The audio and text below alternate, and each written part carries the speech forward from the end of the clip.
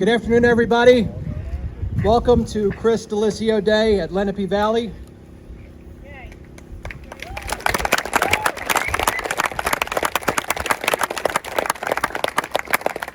Lenape Valley has always been about friends and family and baseball, so we could think of no better way to honor Chris and his memory than by having his friends and family here and then playing some baseball. So without further ado, we have a plaque to Chris that we're going to unveil. I know some people wanted to come forward and say a few words. At this point, if anybody wants to come and take the microphone from me, I'll give it to you willingly and not wrestle anybody. Anybody want to come up and say a word or two? Jim? Jim, who asked me to speak?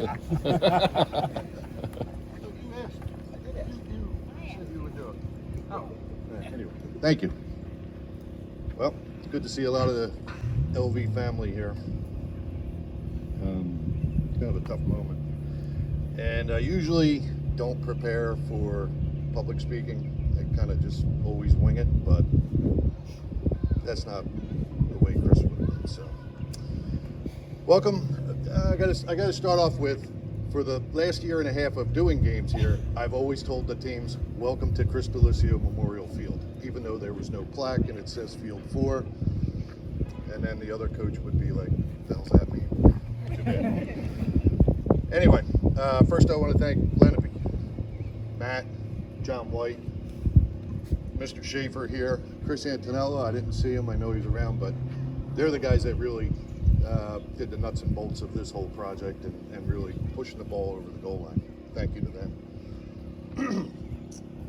Chris was he was an in-house coach. He was a travel coach. He was a tournament coach. He was an ITL coach. He was a commissioner. He was a vice president, and he was a president for LV. Man held several hats. He had several titles. He had several names.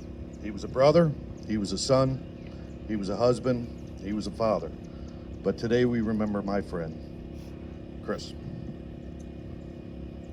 I coached against him. I coached beside him. He was the coach you wanted your child to play for.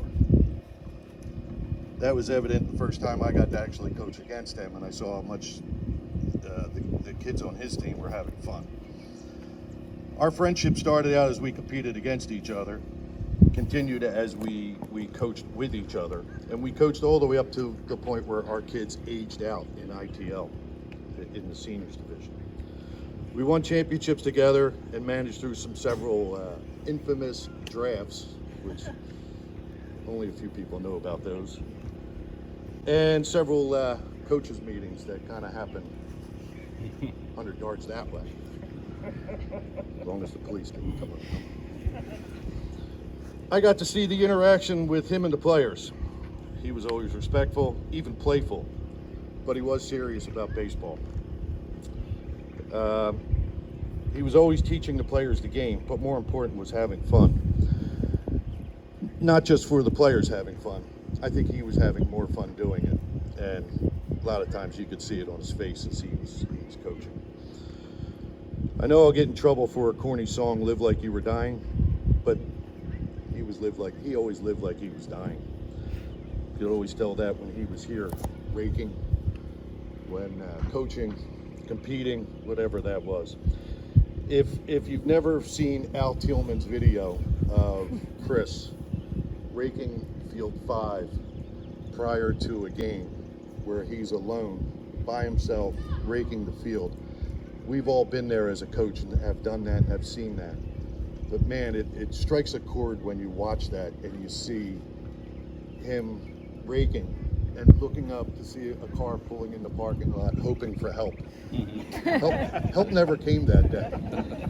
Help never came that day until everybody showed up to play the game and the field was already set up for them.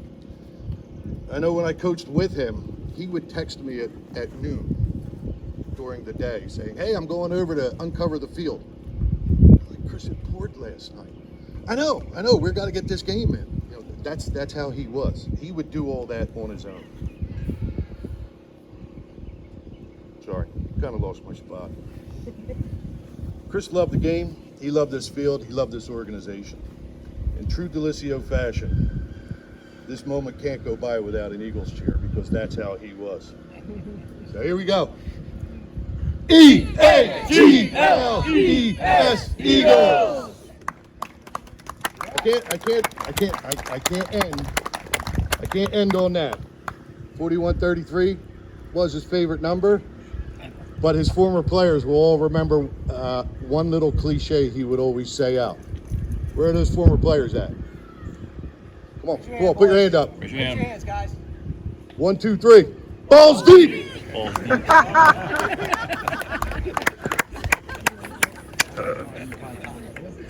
Thank you, Joe. All right. I need someone tall. William, maybe? Can you go over and grab the... We're going to unveil the covering off the memorial plaque. Chris Antonello and Jim and a bunch of other people took the initiative to have a memorial plaque, which has been affixed to the home field side of NB5. 4.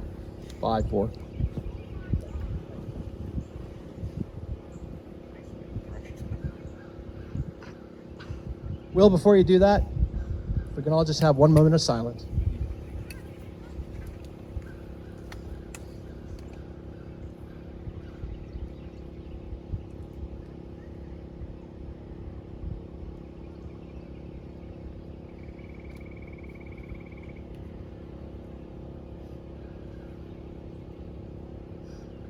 All right, Will, if you can unveil that plaque for us.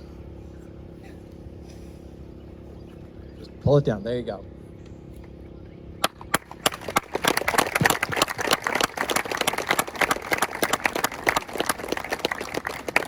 Now, if we can have Chris's 4 children, we're going to have 4 catchers come out, please. We're going to have you throw out the first pitch for the game.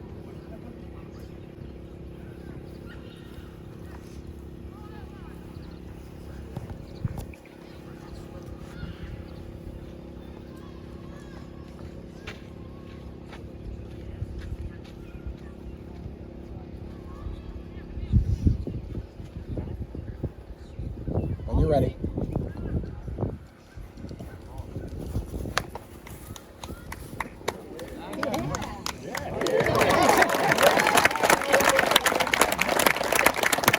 Ladies and gentlemen, just for 1 second, Ben, you want to say a few words?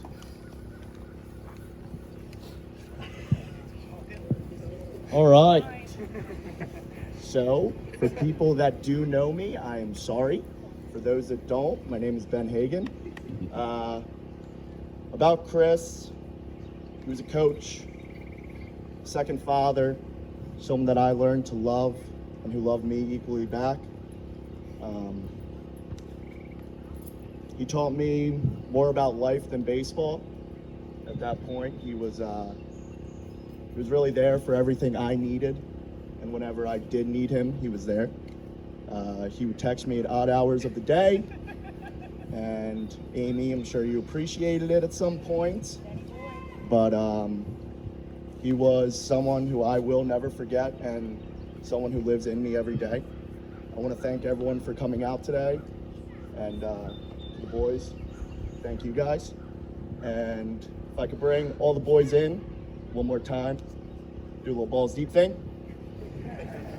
Do it.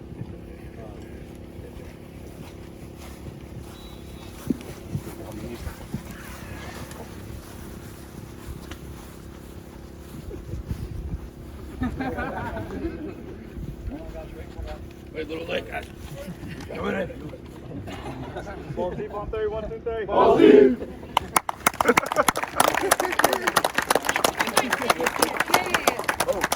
Picture. In India.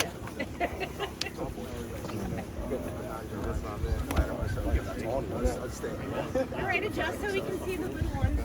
The big ones. Kind of leg cross. Huh? Leg cross. Camera, you guys. Just look around. To the one. Keep moving my eyes. Thank you. Thank you.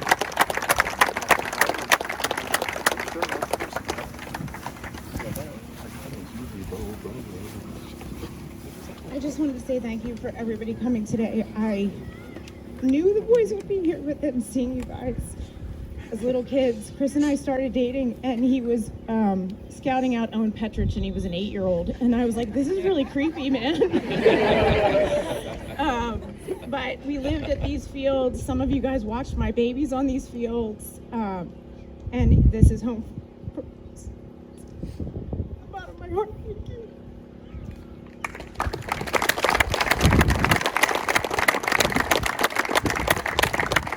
Thank you, Amy. Thanks everybody for coming. Feel free to go look at the plaque. And the only way I can top that or end this, play ball.